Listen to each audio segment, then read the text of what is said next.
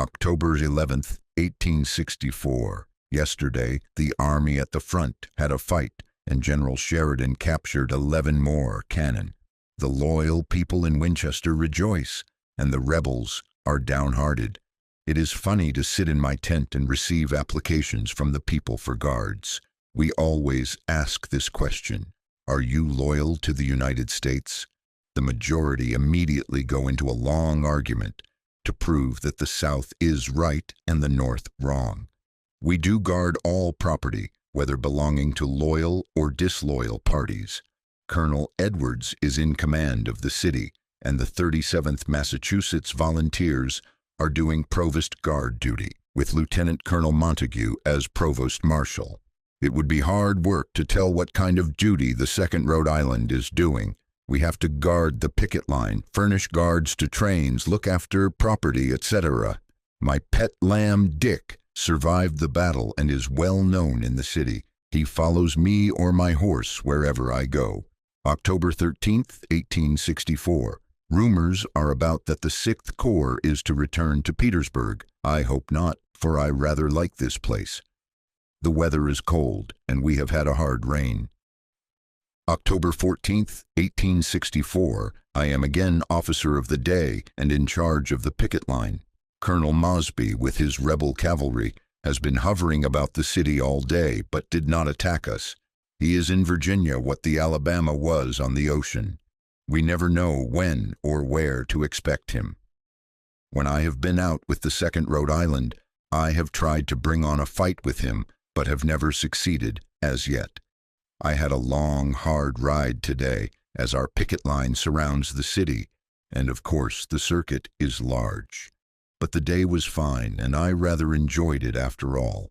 In fact, hot or cold, rain or shine, I enjoy myself and am happy. Sunday, October 16th, 1864. Attended church this morning, but I can hardly say worship, for at the only church, an Episcopal one, the minister is a regular old rebel. I hope we shall have another one opened soon. Our men are putting fireplaces into their huts and getting ready for winter. It is so cold that I am writing in a house near my camp. The man has a wife and 1 child, but how they manage to live is a mystery. His wife bakes bread for us, and our cook uses their stove. Several sutlers have opened stores in the city for sales to soldiers, but citizens cannot purchase except on a permit signed by the provost marshal. It is very amusing to see the people apply for permits. Hoop skirts and shoes, hairpins, ribbons, and laces seem to be in demand by the fair ones of Winchester. The soldiers sometimes buy these articles for the people, but it has been forbidden. October 18th, 1864. The house occupied by Colonel Edwards, the post commander, is on Braddock Street, corner of Piccadilly Street. The rooms are furnished in good style. The music room is used by the Assistant Adjutant General as an office. This morning, a party of officers, including myself, met there and had us sing and music on the piano. Yesterday, we made up a party of ladies and officers and, with a cavalry guard, took a ride out into the country. One young lady of Winchester rode my horse, Katie. We had a pleasant time and hope to repeat at a future day. A few days ago, I happened to find 2 rebel soldiers in a house just out of town. We arrested the men, and I placed a guard over the house. The lady living there sent me a very insulting message and demanded that the guard be withdrawn. She claimed that she would not have a Yankee soldier in her house, but she did. I sent word back that as she had no choice in the matter, the guard would remain. It is amusing sometimes to hear the remarks made about us. October 20th, 1864. Yesterday was a day of intense excitement in this city. At daylight, we heard the sound of cannon at the front, and it appeared to draw near. I turned out and had my regiment form, and soon received orders to report in person to Colonel Edwards, commanding the post. He told me that there was a big fight going on at the front, and that General Sheridan, who had been his guest the night before at the Logan Mansion, post headquarters, had gone to the front. I was ordered to take command of the 2nd Rhode Island and 5th Wisconsin Volunteers and look out for the north part of the town. I formed my brigade and sent out a line of skirmishers. During the morning, our wagon trains came into town pell-mell. The other 4 regiments of our brigade were posted on the south side of the city and took charge of the stragglers who came down the valley pike by the hundreds. We stopped the wagons, and where the drivers were demoralized, we put soldiers on the teams. By night, I had some 2,000 wagons parked on the plains north of the city. The Union people were filled with dismay as rumors of a defeat to our army reached the city, while the rebels were jubilant. I was told several times during the day, as my duty caused me to ride through the city, that General Early would send us flying out of Winchester before dark. At one time it looked very much as if he might do so, but we kept up our courage. The rebel cavalry were all about the outskirts of town, and I had all I could do looking after the pickets. Many rebel families prepared food for the expected rebel army, but they did not come, and at night we received the news of Sheridan's glorious victory. Hurrah for Sheridan, he is the man for me. After it became quiet, I rode into town and called upon some rebel acquaintances who had taunted me in the morning with talk about our leaving, and told them the news. Our army is now pursuing Early into the mountains. I hope they may catch him and use him entirely up. General Ricketts of our corps was wounded and brought to Winchester. I, with other officers, helped to take him from the ambulance and carry him into the Logan House. I suppose all of the wounded will be brought here tomorrow. General Bidwell of our corps was killed. The old 6th Corps has again covered itself with glory. For once, the 3rd Brigade has missed a fight. Yesterday, a man insulted Colonel Edwards on the street, and the colonel promptly knocked him down and sent him to the guardhouse. I believe he is the landlord of the Virginia Hotel. We hear that our division, the 1st, has suffered severely. This morning we were under arms at 3 o'clock, but all was quiet. Captain Henry H. Young, 2nd Rhode Island, has been made major of our regiment, but I am not sure whether he will take command or not. Another company is on the way to the 2nd Rhode Island. October 23, 1864, Sunday, all is quiet, and we are doing our routine duty. Today I attended, for a change, the Lutheran church, which has just opened. The minister prayed for peace and unity, and then preached a rebellious sermon. There is not much difference in the ministers of this town. The rebel citizens do not feel as happy as they did last Wednesday, when they thought General Early's army was coming.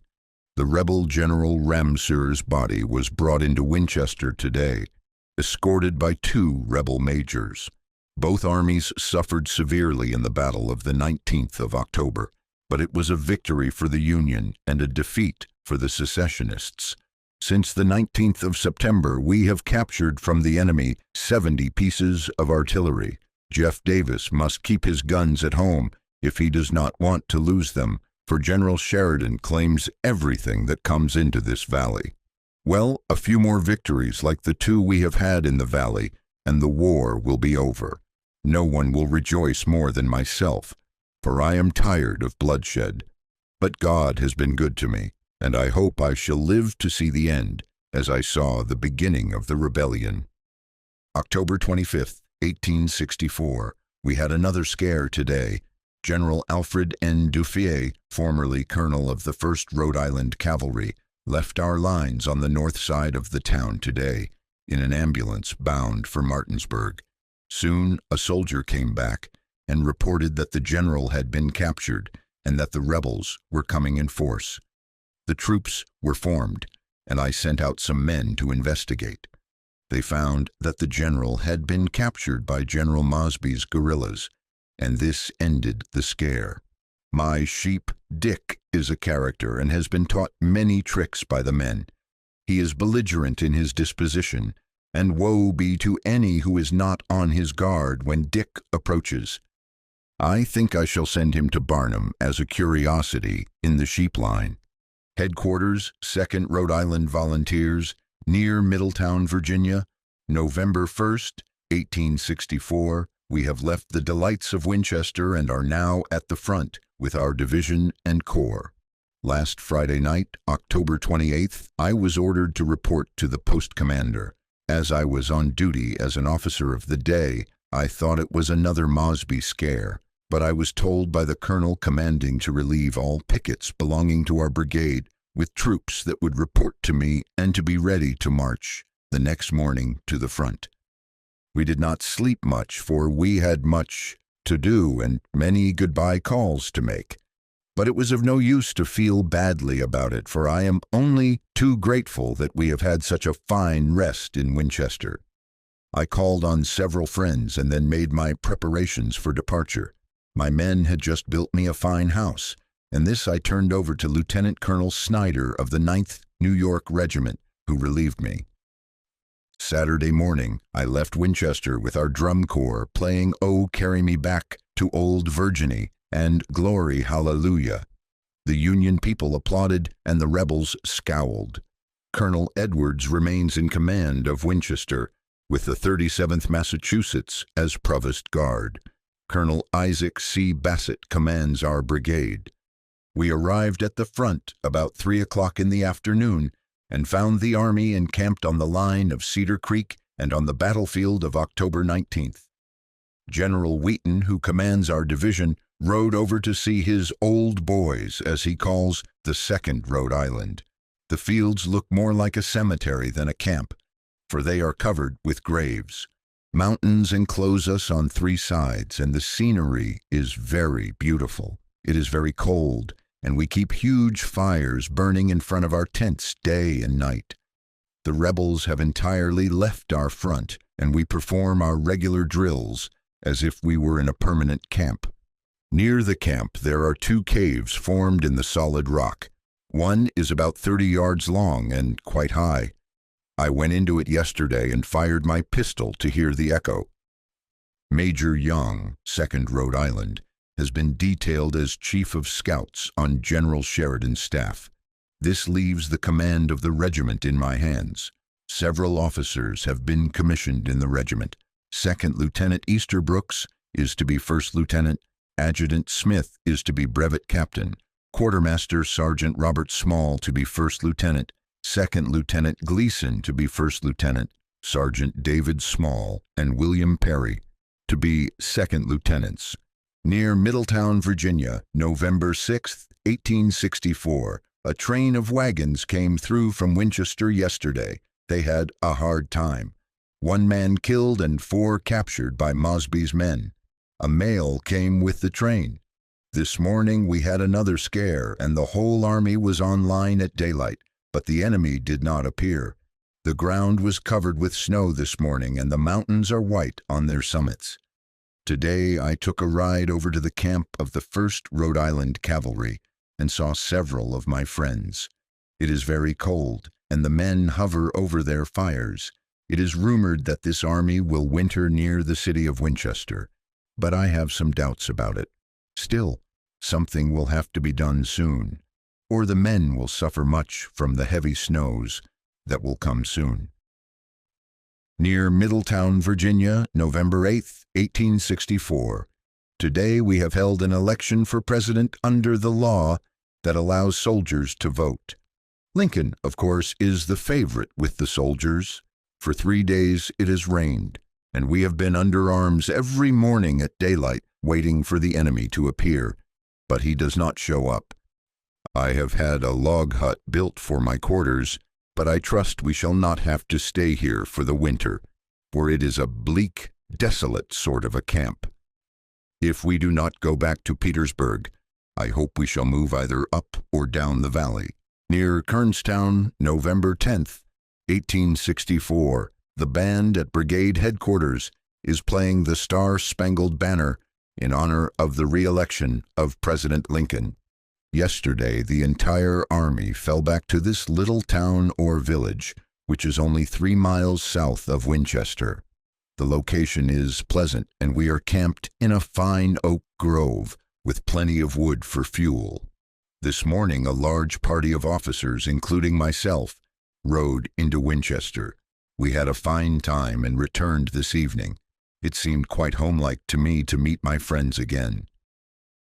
A few nights since, our sheep, Dick, took his place in line with the officers when they came up to salute at dress parade and marched with them.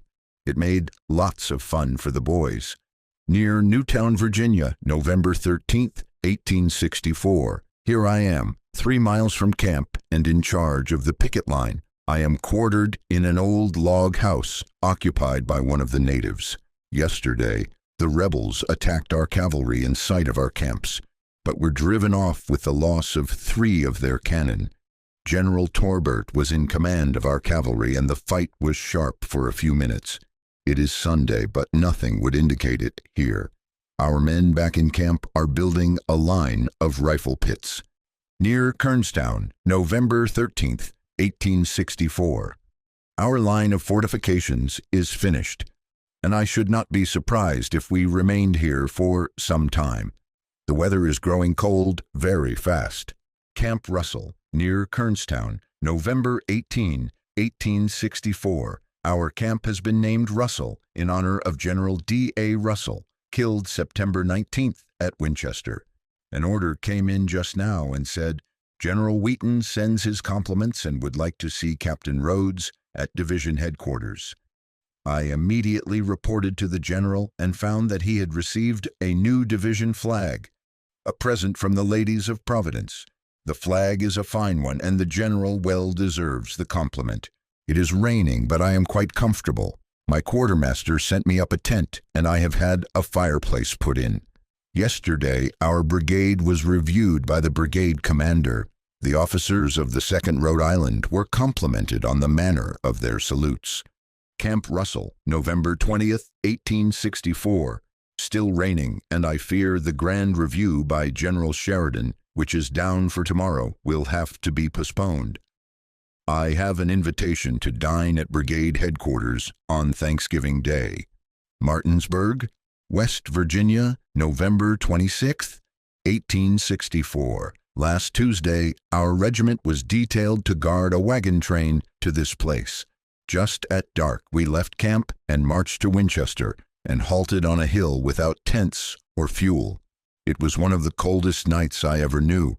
As soon as the ranks were broken, the men rushed into the city, and the people allowed them to sleep in their houses. I went to the provost marshal's headquarters and slept in a good bed. Wednesday morning, it was bitter cold, but we started with the wagon train and reached this place at dark. Not having any friends here, we slept in the fields and suffered much from the cold. I called upon the commanding officer, General Littlefield of New York, and found him very kind and obliging. This little city is on the Baltimore and Ohio Railroad, and at the end of each street, strong stockades are built to keep out the rebel cavalry. I stopped at the hotel as I passed by, and a citizen asked me, "Are you from the front?" I replied, "Yes." "Do you know how far it is to the camp of the 2nd Rhode Island Volunteers?" I said, "Oh yes, it is about 1/8 of a mile." "No," said he, "they are near Winchester." I then told him that I belonged to the regiment and that they were just outside the gates of the city. He introduced himself as A. Crawford Green of Providence and told me that he had a load of cooked turkeys for our Thanksgiving dinner. I took him out to camp and introduced him to the regiment. He made a little speech, and we gave him 3 cheers and 3 for Rhode Island. We had turkeys enough to give one to every 3 men in the regiment. The 18th Connecticut Regiment was camped near us, and we invited them to share our turkeys, which they gladly did. In the evening, I attended a meeting of a Masonic lodge, I being a member of Harmony No. 9, Rhode Island, and met officers of all ranks. A rebel major on his parole took a degree. Martinsburg, West Virginia, Sunday, November 27, 1864, Lieutenant Halliday, Assistant Adjutant, and I attended the Methodist Church today, and I enjoyed the service and felt that we were worshiping our Master. The pastor announced that This is a loyal church and invited all Christians to remain for the communion service. We remained and partook with the others, both citizens and soldiers. The pastor prayed for the President of the United States and for the success of the Union armies. Camp Russell, Kernstown, Virginia, November 30th, 1864. Home again in camp with a cheerful fire blazing and very happy with my comfortable surroundings. We left Martinsburg early yesterday morning and marched to Winchester, where we remained overnight. This morning we came to camp. I found that a new Company D, with 3 officers and 80 men, had arrived during my absence. Captain Stephen Thurber is in command, with First Lieutenant Benjamin G. West and Second Lieutenant Jeremiah Tourgy promoted from the 2nd Rhode Island. Captain Thurber is on picket, and I have not met him yet. Tomorrow I am going to move my camp to a better location, where I expect to make the best camp in the Army and hope to remain during the winter. Captain Stephen Thurber, 2nd Lieutenant Jeremiah Tourgy, U.S. Transport City of Albany, James River, Virginia, December 4th, 1864, about midnight, Wednesday, November 30th. Orders came for us to move at daylight, December 1st. We, that is, our corps, took cars and reached Washington about noon, December 2nd. We took our pet sheep with us, but on reaching Washington, the field and staff officers found themselves without money, so we sacrificed our sentiment and sold poor Dick to a butcher for $5 and invested the proceeds of the sale in bread and bologna sausage. The 2nd Rhode Island and 82nd Pennsylvania Volunteers were embarked on the sidewheel steamer City of Albany, and we are bound for Petersburg. After leaving Washington, we sailed as far as Alexandria and anchored for the night. At daylight Saturday morning, the 3rd, General Wheaton came down on the steamer Idaho, and the fleet got under way and sailed down the Potomac. The officers have the use of the staterooms and cabins, and we are very comfortable, but the men are crowded on the decks. Last night we anchored in Hampton Roads and started again this morning. We shall probably arrive at City Point tonight. I was sorry to leave the Shenandoah, for we have had a fine campaign, but duty is duty, and I do not complain. If it will end the war, I am satisfied to go to any point they choose to send me. Headquarters, 2nd Rhode Island Volunteers, entrenchments before Petersburg, Virginia, December 4th, 1864. Here we are again in the trenches before Petersburg, after our 5 months' absence in Maryland and the valley of the Shenandoah. We left the steamer at City Point on December 4th and rode in the cars to Park Station, 12 miles. Here we remained overnight. As it was dark when we left the cars, there was some discussion as to how near the front we were. This question was soon settled by the sharp crack of rifles as the pickets near us began to fire. We decided that we were quite near enough. Yesterday, December 5th, we moved to this camp. The 5th Corps was stationed here, but they marched away to a new position, and we occupied their trenches and forts. We are near the Weldon Railroad, and our brigade is in line with Fort Wadsworth on our left and Battery 26 on our right. In front of my camp, we have a high and very strong line of earthworks. The enemy are nearly 2 miles in our front, but the picket lines are very near to each other. To our right and in front of the 9th Corps, constant firing is kept up, but there seems to be an agreement on our lines not to fire. The 5th Corps left some very good log huts. The one that I am living in has a good fireplace and is quite comfortable. The Army camp looks like a great city, and several large buildings have been put up, while Sutler's stores are very numerous.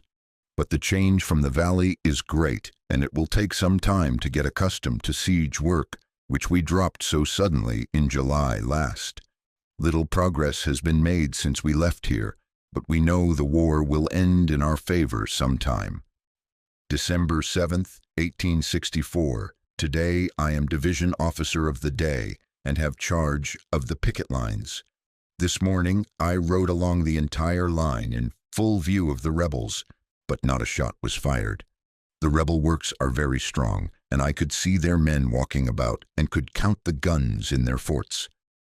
Yesterday, the rebels shot one of our Union soldiers on the picket and got possession of his cap. Their idea was to tell by the badge on the cap the number of the corps to which he belonged, but it did not happen to be a 6th Corps man. I shall be on duty on the picket line for 3 days. I have detailed Captain Stephen Thurber as an acting field officer, and he is now living at my headquarters. I think he will prove to be a good officer. Friday, December 9th, 1864. This morning General Wheaton came out to the picket line, and he and I crawled out to the front as far as we could without passing the rebel pickets. With glasses we could see the rebel works, and we made our observations and retired. After noon, I was relieved and ordered back to camp, where I found the 6th Corps ready for a march. December 12th, 1864, at 4 o'clock in the afternoon on the 9th, we left camp, and the Corps marched in a cold storm on the Squirrel Level Road to the vicinity of Hatcher's Run. It was so cold that riding was an impossibility, and as the snow turned to rain, the men's clothes became stiff with ice. We halted about midnight in a swamp filled with water and fallen timber. After many failures, we managed to start a fire, and soon the swamp was blazing with campfires. We had no tents, and if we had, they would have been of no use, for the ground was covered with snow, ice, and water. We hovered over our fires, half frozen, till daylight the next day, the 10th, and then moved to the edge of the woods and built a line of breastworks. The rebels attacked our skirmish line, but did not reach our earthworks. Here we remained until 5 o'clock in the afternoon, when we marched back to our camp in front of Petersburg, almost dead with cold and fatigue. We had just settled down in our huts before the fire when orders came for us to move again. We started off in the mud and water, a foot deep, and marched about 5 miles to near Fort Sedgwick, called Fort Hell, on the 9th Corps front. Here we put the men into huts without roofs. Myself and staff crowded into a hut with some soldiers and sat by the fire all night. Sunday, the 11th, we passed in this camp trying to keep from freezing and had just gone to sleep when we were ordered to return to our old quarters. We reached camp about midnight, and I turned in and did not get up until 11 o'clock in the morning today. 2 nights without sleep has a tendency to make me sleepy. Winter campaigning is cold work, but it is all for the Union, and I will not complain. I thank God that I have such good health and can stand it. December 14th, 1864. We are very comfortable in our camp and have resumed drills and parades. It is said that the campaign is over for this winter, but I hardly think so, for we are so near the rebels that we can watch their daily drills and hear the noise of their camps, and it does not seem possible that 2 such large armies can lie still so near each other for any length of time. General Wheaton has been promoted Brevet Major General, United States Volunteers. We are all delighted with this compliment to our old colonel. Last night we had a fine sing and enjoyed the music made by ourselves very much. First Lieutenant Easterbrooks is now captain. I have made 15 officers since I took command of the 2nd Rhode Island 6 months ago. I suppose my time for promotion will come sometime. December 16th, 1864. The rebels shelled the camps on my right today, but for some reason they let us alone. I am very much obliged to them. My camp was officially inspected yesterday, and we received many compliments. December 20th, 1864. The weather is cold, but we keep up our drills, believing it is better for the men. My log hut is very comfortable with its fireplace made of sticks and mud, with a barrel for a chimney. On the walls are numerous pictures of generals and battles, taken from Harper's Weekly, while a carbine and my saber and spurs hang on the wall. My library is not extensive, only some dozen books on a shelf with a rude table beneath. Several chairs made of cracker box boards with a bed of poles and boughs complete the furniture. The hut on my right is occupied by the adjutant and quartermaster, while Captain Thurber and the surgeon occupy a hut on my left. In the rear of our quarters, we have an office, cookhouse, and a tent for our servants. Besides, we have a hut where 3 times per day we meet to try the quality of Uncle Sam's hardtack, etc.